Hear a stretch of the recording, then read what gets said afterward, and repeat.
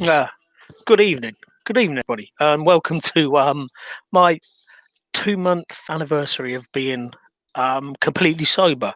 Um, I thought what I'd do is because eventually I want to get into doing this like every month rather than every week because I'm pretty much saying the same thing every single week. So um, I'm, as I'm going to keep the weekly things going for probably for another month or so until they kind of separate out, and then I can I can start just doing it completely monthly.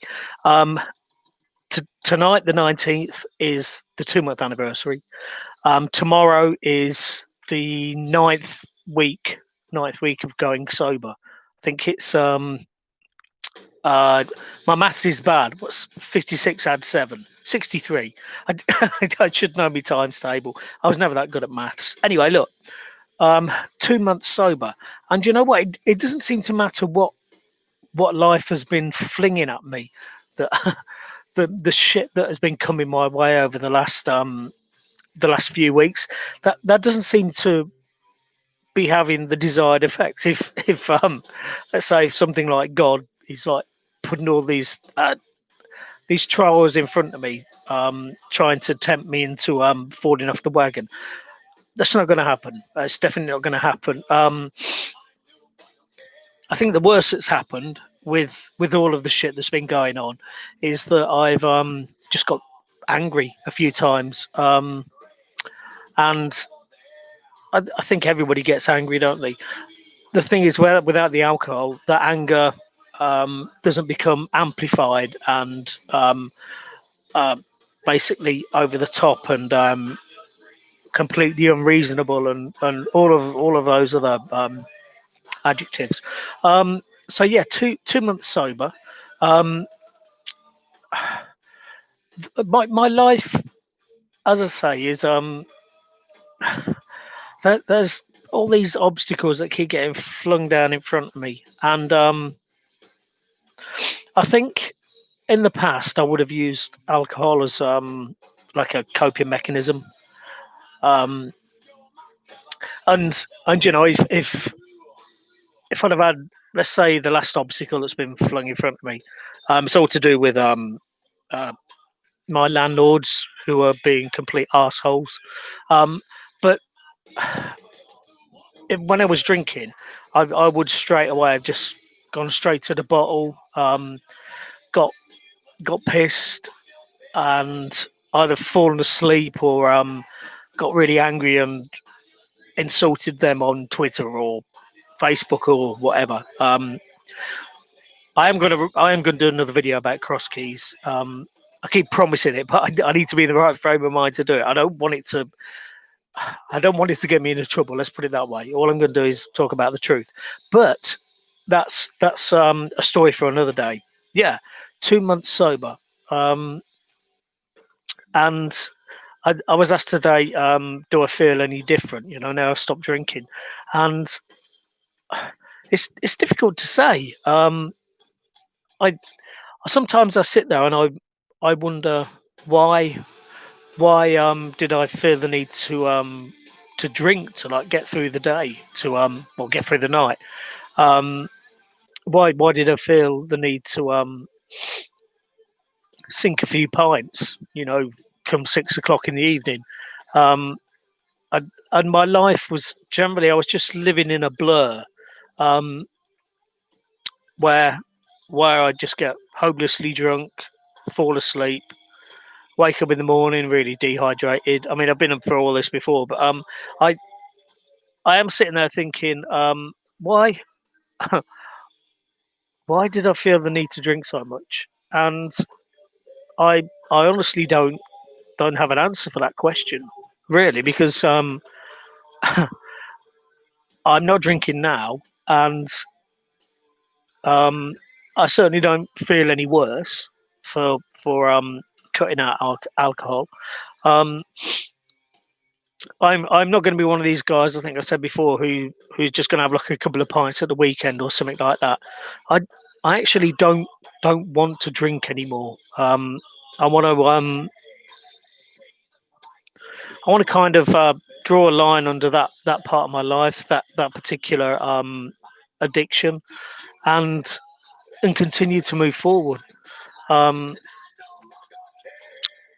I I feel good mentally.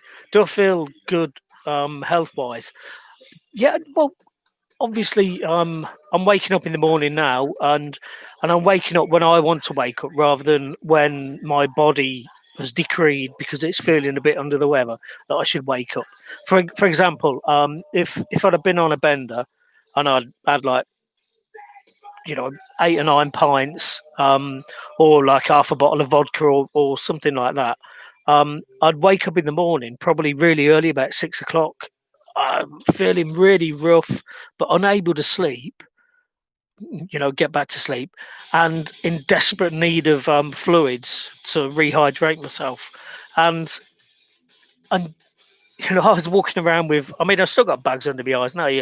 This harsh light is probably illuminated even more. But yeah, I used to have bags under my eyes. Basically, my skin would be dry. And I'd be absolutely exhausted for the rest of the day. And um, that's not happening anymore. So yeah, I would say I feel better. I don't know about the health wise, because as I mentioned in the last video that I did, I don't seem to have lost any weight. But then I am eating rubbish, like stuff like this. But am I eating the rubbish because I'm not drinking? And the simple answer is no. I used to eat a lot of rubbish before. I think uh, my I was it was suggested to me um, by someone I'm very close to. It was suggested to me that perhaps I'm not going to be putting on any more weight. Whereas if I'd have carried on drinking, I would have just got fatter and fatter and fatter, and I would have been on one of these TV programs, some smelly fat bloke who can't get out of bed because he's too fat and can't get to work, and so he has some carer coming in to wash his balls because he can't find them. That's that's basically what I probably would have ended up like. And the alcohol didn't actually, because one of the things I used to say about alcohol was that it enabled me to write. It helped me to write. It didn't enable me to write. It helped me to create stories. And that's certainly true. I mean, besotted. I got very drunk when I was writing that. But and conversely, when I wrote Maggie's Children, I wasn't actually drinking a lot. But yeah, I don't actually. I'm really dying to write something. Really, really. I mean, today I got the inspiration for the title of a science fiction book that I want to start writing, and I'm desperate to get down to it. And I don't need alcohol to do it. What are the excuses that I'm using to basically say that I'm not writing? The excuse is look at the the the the mess I'm living in at the moment, and hopefully in a few weeks I'll have moved on from here, and everything will be uh, it'll be a nice environment. I mean, I can't even go to libraries and write because I think they've closed down the Vivacity libraries in Peterborough. So yeah, I I need to get back to doing what I do best, and that is using words to tell a story. Um, and I've got still got so many books inside me. 16 novels so far, and I want to get to 50 before I die. And by stopping drinking, maybe I'm going to live a little bit longer. So it is definitely doable. Yeah, I need to use words to create stuff that people want to read and people enjoy reading, and that will continue to make me money.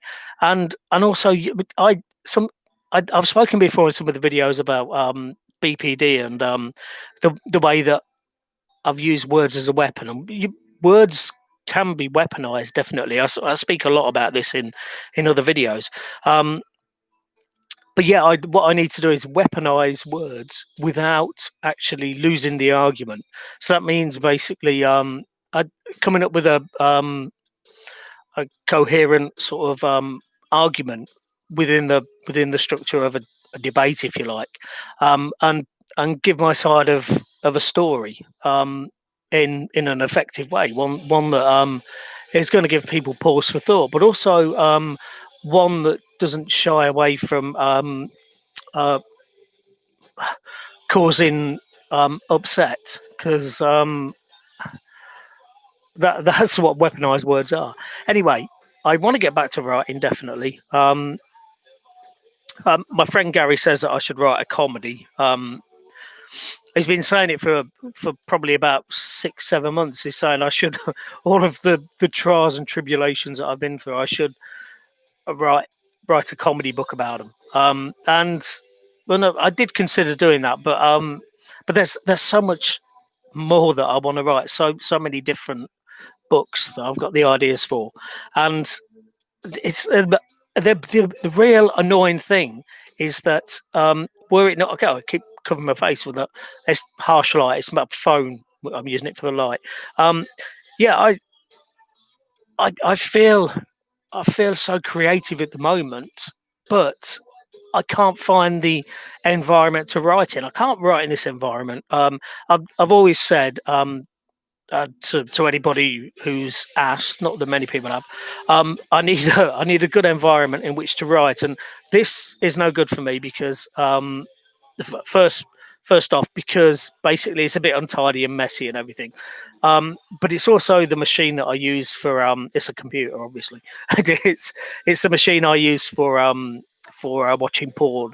No, it's a machine I use for playing computer games, which is generally what guys my age are kind of into. And I can't. There's too much temptation there to think, oh fuck it, I might as well just play a computer game and I'll write a chapter after this. So this is no good to write. And I've got my laptop. I had to buy a new laptop, shiny brand new laptop, and I used it a few times when I before I quit drinking. I used it a few times in pubs to write stuff, but my headspace wasn't kind of healthy back then. So I can't say that anything that I wrote is worthy of being read. But this is the thing with stopping drinking. I just feel so my there's such clarity in my head, and I've kind of realised that to be creative, I don't actually need to to drink loads of alcohol. I used to think I used alcohol not only as a crutch when life threw shit in my way. I I used it because when I'm when I was with friends and we're all drinking, and it was kind of a, a way of appearing, you know, manly and strong, because I can drink a lot of beer, um, and I don't think I even need that to see my friends. I think, you know, why should I feel any shame about drinking Diet Coke or Diet Pepsi or a J2O or something?